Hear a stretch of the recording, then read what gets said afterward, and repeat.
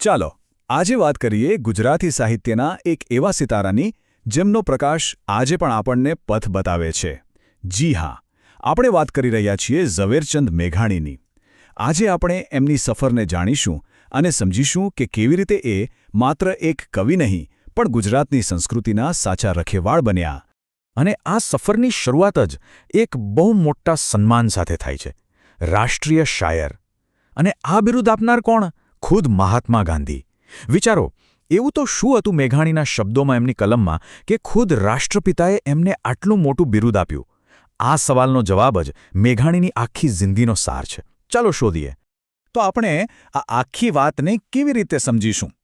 સૌથી પહેલાં ગાંધીજી આપેલા બિરુદ પાછળની વાત જાણીશું. પછી મેઘાણીનો પરિચય મેળવીશું, એમના લોકસાહિત્યના અદ્ભુત કામને જોઈશું, એમની દેશભક્તિની કવિતાઓને માણીશું, એમની બીજી પ્રતિભાઓને ઓળખીશું અને છેલ્લે એમના અમર વારસાને સમજીશું. તૈયાર છો? ચાલો ત્યારે.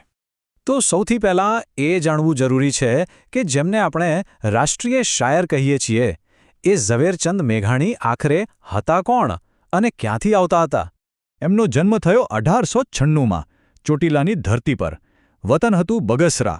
એમણે ભાવનગરની પ્રખ્યાત શામળદાસ કોલેજમાંથી BA કર્યું અને 1947માં, જે વર્ષે દેશ આઝાદ થયો, એ જ વર્ષે બોટાદમાં એમણે દેહ છોડ્યો.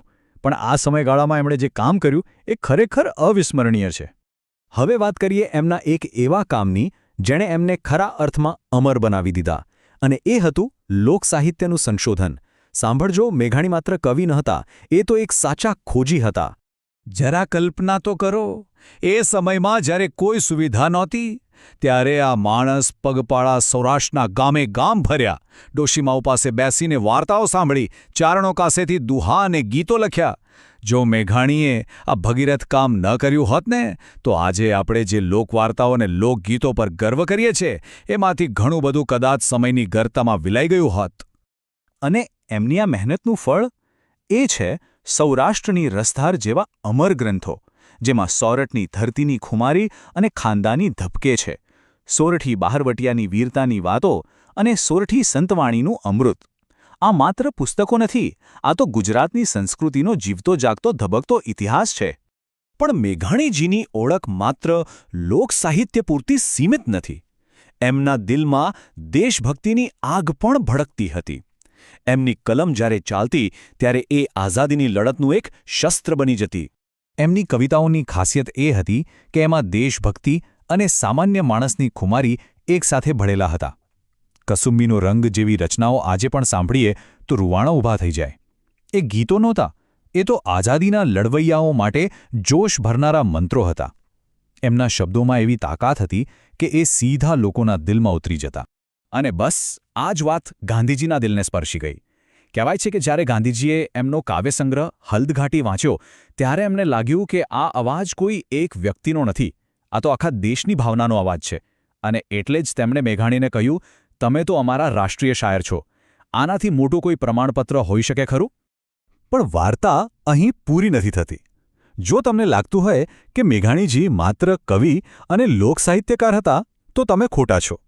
મેઘાણીજી તો એકમાં અનેક હતા. ચાલો જોઈએ એમની પ્રતિભાના બીજા રંગો. તમે જુઓ તો ખરા, એક જ વ્યક્તિ અને કેટલા બધા રૂપ. યુગવંદના લખનારા મહાન કવિ, સૌરાષ્ટ્રની રસધાર આપનારા સંશોધક, ફૂલછાપ અખબારના એક નીડર તંત્રી એટલે કે પત્રકાર, અને રવિન્દ્રનાથ ટાગોર જેવા વિશ્વકવિની વાર્તાઓનો કુરબાનીની કથા નામે અનુવાદ કરનારા અનુવાદક પણ ખરા. ખરેખર કમાલ કહેવાય. અને તમને ખબર છે, આ બધા કામો માટે તેઓ અલગ અલગ ઉપનામ પણ વાપરતા.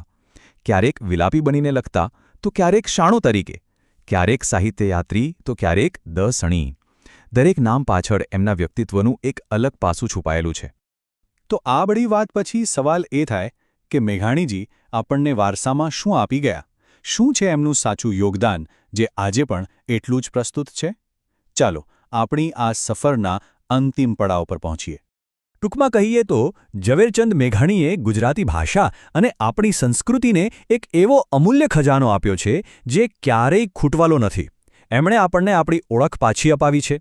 એમણે આપણને આપણા મૂળ સાથે ફરીથી જોડ્યા છે. એમનું કામ આવનારી સેંકડો પેઢીઓને પ્રેરણા આપતું રહેશે. તો અંતે હું એક સવાલ મૂકીને જાઉં છું. આજના આ ફાસ્ટ ફોરવર્ડ જમાનામાં જ્યારે આપણે આપણી સંસ્કૃતિથી કદાચ દૂર જઈ રહ્યા છીએ ત્યારે મેઘાણીનો વારસો કેમ આટલો બધો મહત્વનો છે? કદાચ એટલે કે એ આપણને યાદ કરાવે છે કે ગર્વથી ગુજરાતી, વટથી ગુજરાતી હોવાનો સાચો અર્થ શું છે. આ વિચાર સાથે જ આ વિશ્લેષણ અહીં સમાપ્ત કરીએ છીએ. સંકલન મયુર સર.